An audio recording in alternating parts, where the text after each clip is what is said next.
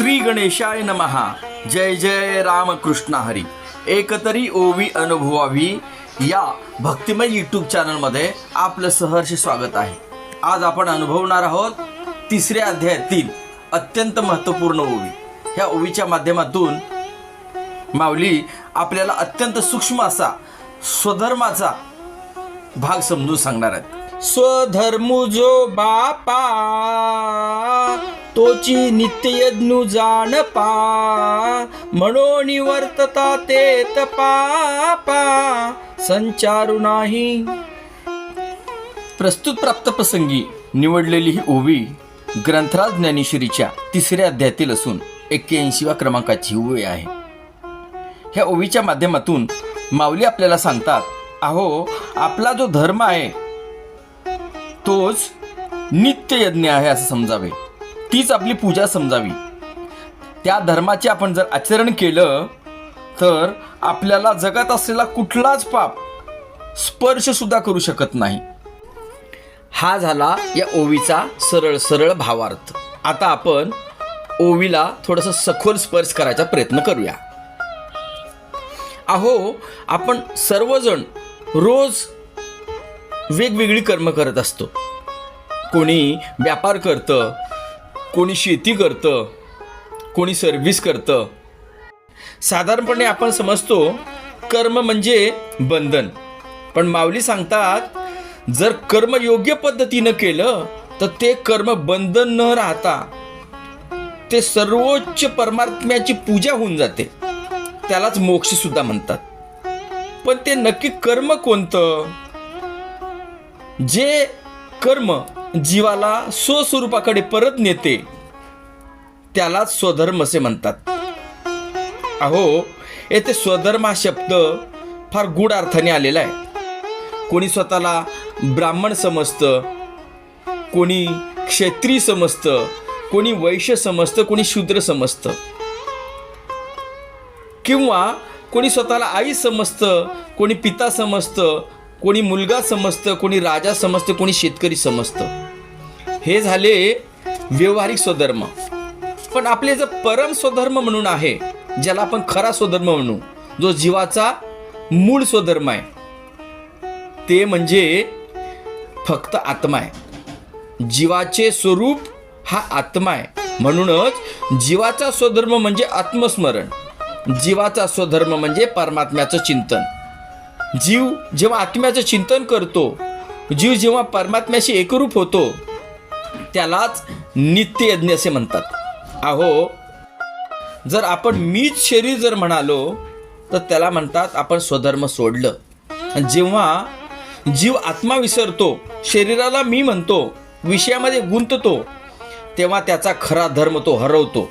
मग काम, क्रोध, लोभ, मोह हे त्याला बंधन होऊन त्याला त्रास देतात.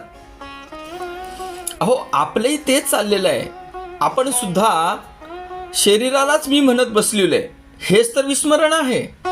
ह्याच्यासाठी आपण एक छोटासा दृष्टांत पाहूया. एकदा काय होतं, जंगलामध्ये सिंहीण आपल्याला पिलाला घेऊन जात असताना ती थोड्या जास्त वेगाने चालत असते आणि पिलू कमी वेगाने चालत असतो. त्या सिंहीणमध्ये आणि पिलामध्ये खूप मोठा अंतर पडलेला असतो. आई दिसेनासे होते. आणि त्याच्यानंतर काय होतं तर त्या जंगलाच्या वाटेने एक मेंढपाळ शेकडो मेंढ्या घेऊन त्याच रस्त्याने येत असतो. आणि झालं असं, त्या सिंहिणीचं पिल्लू आणि त्या मेंढ्या हे एकत्र मिसळल्या गेल्या. सिंहीण निघून गेली. ते पिल्लू मेंढ्यासोबतच हळूहळू चालायला लागलं. घरी गेल्यानंतर मेंढपाळ पाहतो तर एक शेळी त्याला जास्त दिसायला लागली. तेव्हा त्याला कळालं की शेळी नसून सिंहाचं पिल्लू आपल्या शेळ्यामध्ये म्हणजे मेंढ्यामध्ये घरी आलेलं आहे. आता त्याला काही कळेना. पण जशी तो शेळ्याची सेवा करत होता, मेंढ्याची सेवा करत होता, त्या पद्धतीने त्यांना खायला गवत द्यायचा. तो सिंहाचं पिल्लू सुद्धा गवतच खाऊन राहायचं. कधी कधी शेळ्यांचं दूध पिऊन राहायचं. एकदा काय झालं, नेहमीप्रमाणे शेळ्या चारण्यासाठी वनामध्ये गेल्या. त्या वनामध्ये एक सिंह जोरात डरकाळी फोडला. डरकाळी फोडल्यानंतर मेंढपाळ घाबरला, शेळ्या सगळ्या घाबरल्या आणि ते सैरावैरा धावू लागल्या. पण जे सिंहाचं पिल्लू होतं ते त्या सिंहाकडेच पाहत राहिलं. अरे ते तर आपल्यासारखं दिसतंय. म्हणजे तेव्हा त्याला जाणीव झाली की बाबा मी तर शेळ्या नसून मेंढ्या नसून मी तो सिंह आहे आणि तो सिंहाचा जो आवाज आहे तो मी स्वतः काढू शकतो. म्हणजे मी शेळी नसून मी सिंहाचा राजा आहे हे जोपर्यंत त्याला कळालं नाही तोपर्यंत आयुष्यभर तो गवताचा पाला खात राहिला.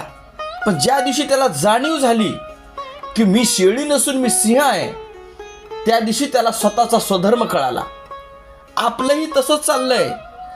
आपले वयाचे अनेक वर्षे लोटले गेलेले आहेत पण अजूनही आपण मी शरीर नसून मी आत्मा आहे, मी देव आहे, मीच परमेश्वर आहे हे मान्य करायची आपली तयारीच नाही. कारण त्या सिंहाच्या पिलाला जीवनामध्ये जसं मोठा सिंह समोर भेटला त्याच्या डरकाळीने त्याला त्याची जाणीव झाली तसं आपल्या जीवनामध्ये सुद्धा जोपर्यंत सद्गुरू भेटत नाहीत आणि सद्गुरूकडून आपल्याला ते आत्मज्ञानाची डरकाळी आपल्याला ऐकू येत नाही तोपर्यंत आपल्याला जीवनामध्ये मी आत्मा आहे असा आपला दृढभाव होणार नाही. आणि आपल्या स्वधर्माचं आचरण म्हणजेच स्वधर्मानुष्ठान आणि स्वधर्मानुष्ठान म्हणजेच आत्मस्मरण, स्वधर्म अनुष्ठान म्हणजेच नामस्मरण आणि स्वधर्म अनुष्ठान म्हणजेच भगवंत चिंतन. अहो जो मनुष्य संसार करताना देखील आपल्या आत्म्याचं स्मरण ठेवतो म्हणजे सदैव चिंतन करीत असतो त्यालाच म्हणायचं यज्ञ. आणि जो असं यज्ञ सदैव करीत असतो माऊली म्हणतात त्याला कुठल्याच पद्धतीचं बंधन उरत नाही. अहो खरं पाहिलं तर जीवाचा जो खरा धर्म आहे ना जात आहे, ना पद आहे, ना व्यवसाय आहे. जीवाचा खरा धर्म एकच आहे आणि ते म्हणजे आत्मस्वरूपाचा अनुभव. आणि हा अनुभव ज्या दिवशी आपल्याला मिळेल ना हो त्या दिवशी मोक्ष दूर नाही बरं का बाबांनो. मोक्ष आपल्या जवळच आहे. तो मोक्ष मिळतो आत्मस्मरणाने, तो मोक्ष मिळतो स्वधर्म आचरणाने आणि तो मोक्ष मिळतो परमात्म्याच्या आत्मचिंतनाने. आणि असं जो कोणी ह्या स्वधर्माचं आचरण करतो त्याला पापाचा स्पर्श सुद्धा होत नाही असं माऊली ह्या ओवीमध्ये सांगतात. ह्या ओवीचे चिंतन इथेच संपलं. आपल्याला जर ओवी चिंतन आवडत असेल तर आपल्याला विनंती आहे चॅनलला सबस्क्राईब करून आम्हाला सपोर्ट करा आणि या व्हिडिओला लाईक करून हा व्हिडिओ इतर ग्रुपला शेअर करा. रामकृष्ण हरी, रामकृष्ण हरी, रामकृष्ण हरी.